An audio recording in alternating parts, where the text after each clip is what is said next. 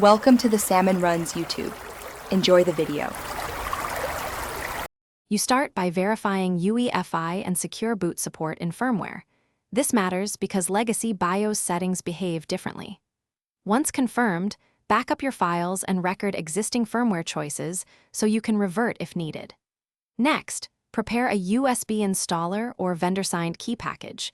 You will need it to enroll keys or reinstall a signed bootloader. Make sure secure boot failure messages are captured, screenshots or photos, because they guide the specific remediation steps ahead. You now enter firmware key management or use the OSMOK manager. This is where you enroll missing keys that secure boot rejects. If your distribution provides a shim and signed bootloader, install or reinstall those components so the firmware trusts them. Alternatively, enroll a machine owner key using the MOK utility during boot.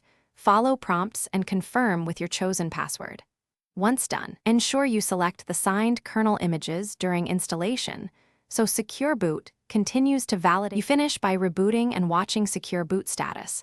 The system should accept the enrolled keys and load the signed bootloader.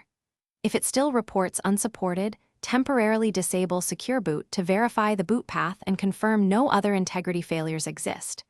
If disabling works, recheck key enrollment and signatures. Make sure to gather logs, DMESC and journoctl, and firmware event records to pinpoint failures. These details let you re-enroll keys or request properly signed binaries from the vendor. Thanks for watching. Consider subscribing if we helped you.